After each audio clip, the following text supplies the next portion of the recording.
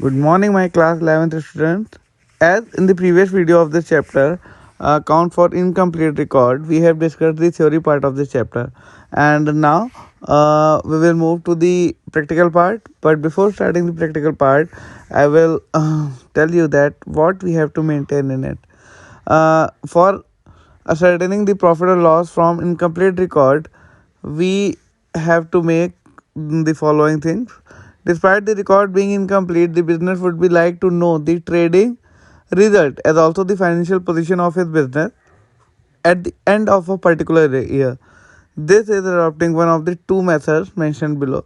First method is statement of affair method or capital compression method or net worth method. We can call it by three names. And the other is conversion into double entry system or double entry method. So first of all, first method, statement of affair method. According to this method, the profit are ascertained by comparing the capital at the end and the capital at the beginning. The difference amount of both the capitals will be our profit, will be treated as our profit. So there is first of all there is a statement of affair. By this we can get our capital. So it is just like balance sheet, but there are some difference which we will discuss further. Liabilities amount, asset amount, all the liabilities will be here, all the assets will be here except this capital part. The balancing figure, as we all know that balance of liabilities and asset or the amount of liabilities and assets should be the same, but there will be some balance and that balance will be transferred into capital account. That balance will be transferred into capital account. Balancing figure will be our capital. If the total of liabilities is deducted from the total of assets side, the statement of affair, the balance will be taken as capital. The formula of capital will be assets minus liabilities. Okay. Although the assets and liabilities are recorded in the statement of affair just like the balance sheet, but it should not be described as balance sheet because the following differences, as I have discussed that there are some differences between both of them. So now we will know the difference between balance sheet and statement of affairs.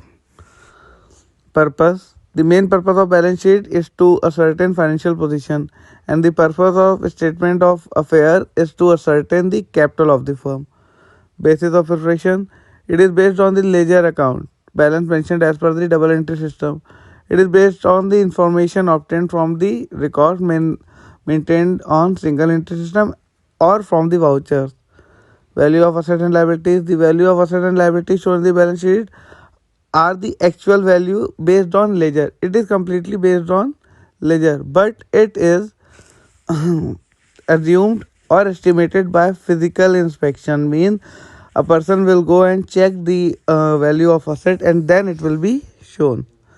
Arithmetical accuracy: balance sheet, the total of balance sheet will be the proof of arithmetical accuracy, but the tally of a statement of affair is not the sign of accuracy since it is not prepared through trial balance. Omissions, reliability, accounting method and preparation, these following will also be the differences. We have to learn it out. And now you have to learn the format of a statement of affairs and the format of and the differences between balance sheet and the statement of affairs. Now at last I will tell you the calculation of profit by statement of affairs. First of all, we have to get the opening capital, then we have to get the closing capital, then we will show the adjustment capital, and after that we will get the profit and loss. Formula of profit is equal to closing capital plus drawings minus additional capital minus opening capital. In the upcoming video we will discuss the statement of profit and loss, and after that we will move to the practical part. Till then, if you have any doubt or any query, you can ask. We will always be there to help you out in all your need. Till then, bye bye students.